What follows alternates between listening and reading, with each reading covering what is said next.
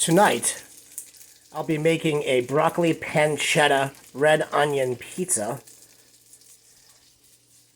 with ricotta topping. And I'll also be making a margarita pizza. No DoorDash or Uber Eats here, this is all fresh. So just to show you some ingredients that I'll be using, we're going to start off with Portland pie garlic dough.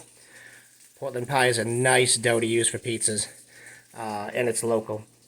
And then we have our fresh Parmesan cheese, ricotta, fresh tomato, red onion, Zima, grape tomatoes, cornmeal, and broccoli. And obviously we're going to be using olive oil and some garlic. And I'll be showing you throughout the process with updates on each pizza. So enjoy. As you can see, the pancetta is already starting to get a nice brown on it. I'll also be roasting or pan-searing the broccoli in the juices left over from the pancetta, so I think that'll add a really good taste to the pizza.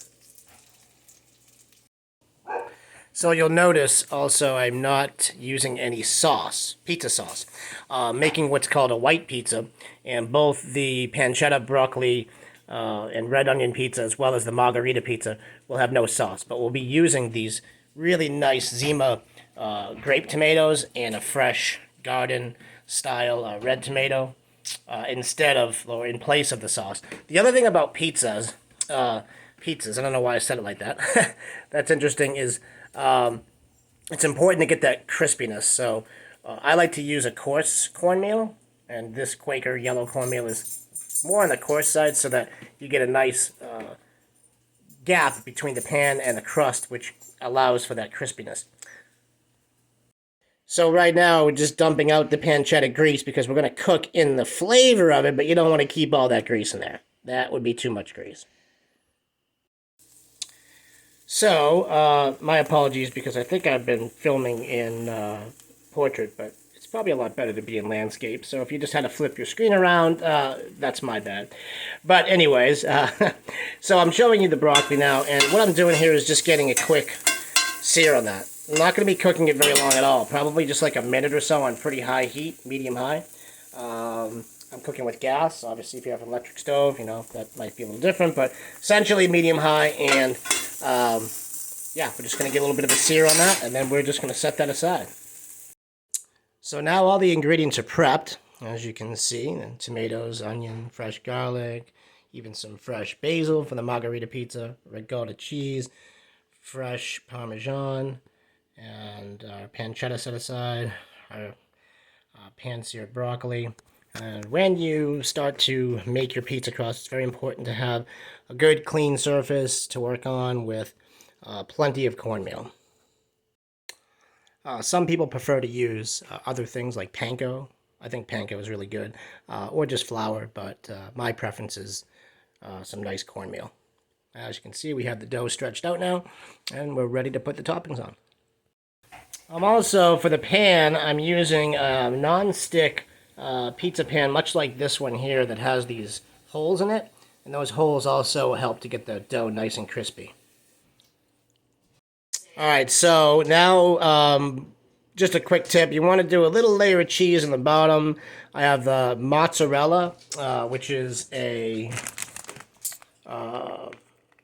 natural shredded low moisture part skim mozzarella cheese, and a little bit of the fresh Parmesan, and then the layer of broccoli, and then I'm going to layer the ingredients on top of that, the rest of them.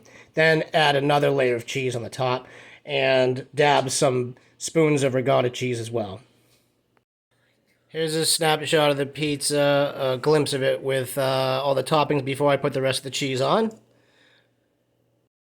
Okay, and the last step after adding the additional cheese on top was to drizzle the crust with some nice extra virgin olive oil and season the pizza with Italian seasonings and some nice fresh ground cracked pepper. And now we're going in the oven. So the oven is preheated to 450 degrees. You can go a little bit hotter if you want. That's the temperature I like. And we're going to cook this for 10 minutes. but we're going to watch it because you may need a couple extra minutes depending on the size of your pizza and how many toppings you have. I cook it on the pan because if you're like me, I don't have, or you don't have, an oven that would allow you to just put the pizza right on the oven surface. But if you have a brick oven or a rotating conveyor oven, great for you. You probably own a restaurant if that's the case. But anyways, what I will do is when there's about 2 to 3 minutes left to cook the pizza, so around 7 minutes into it, I'll check it, and I will take the pizza out and carefully remove the pan and then slide the pizza itself back onto the oven rack to get that real crispy crust. So you can see here the dough for the next pizza is proofing. And something I haven't mentioned yet is it's very important to proof your dough before cooking a pizza. And what proofing means is just letting it get to room temperature, letting that dough rise a little bit and get a little bit warmer, because that is how you prevent some serious bubbles from forming when you're cooking the pizza. It also allows the dough to stretch easier when you are, shaping it out for your pie. It's very hard to create a pizza crust with cold dough because it just wants to spring back. So I recommend proofing your dough for at least an hour.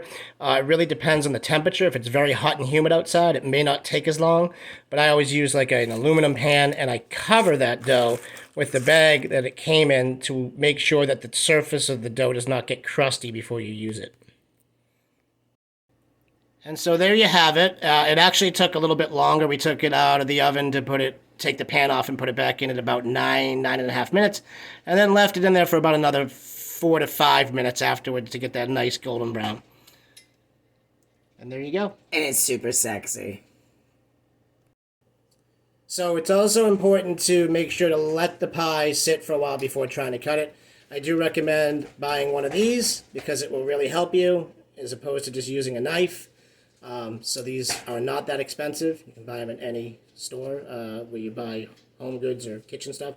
And let the pizza rest for about 5-6 minutes or so before cutting it, because otherwise you'll make a mess and you'll ruin the beauty of the pizza. I hope that you are able to make a pizza just like this, and bon appetit.